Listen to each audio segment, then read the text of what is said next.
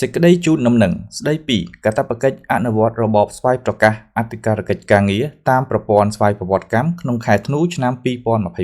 2025 យោងច្បាប់ស្តីពីការងារនិងប្រកាសលេខ 358/21 កប/ប្រកអធក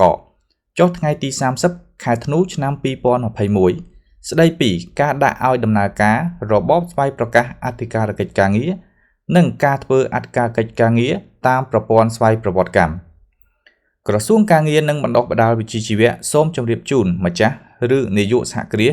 ក្រុមហ៊ុនរោងចក្រដែលស្ថិតក្នុងដែនអនុវត្តនៃច្បាប់ស្តីពីការងារឲ្យបានជ្រាបថាលោកស្រីមានកាតព្វកិច្ចធ្វើស្វ័យប្រកាសអធិការកិច្ចការងារក្នុងប្រព័ន្ធស្វ័យប្រវត្តិកម្មចំនួន2លើកក្នុងមួយឆ្នាំគឺលើកទី1ក្នុងខែមិថុនានិងលើកទី2នៅក្នុងខែធ្នូនៃឆ្នាំនីមួយៗតាមរយៈគេហទំព័រ sicms.mlvt.gov.kh ក្នុងករណីខកខានឬមិនបានអនុវត្តកាតព្វកិច្ចធ្វើស្វ័យប្រកាសអធិការកិច្ចការងារតាមការកំណត់ខាងលើម្ចាស់ឬនាយកសហគ្រាសក្រុមហ៊ុនរោងចក្រសម័យត្រូវទទួលរងការផាកពិន័យ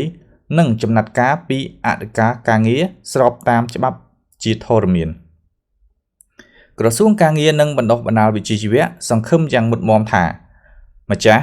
ឬនាយកសហគ្រាសក្រុមហ៊ុនរោងចក្រទាំងអស់អនុវត្តបានត្រឹមត្រូវតាមសេចក្តីជូនដំណឹងនេះប្រកបដោយប្រសិទ្ធភាព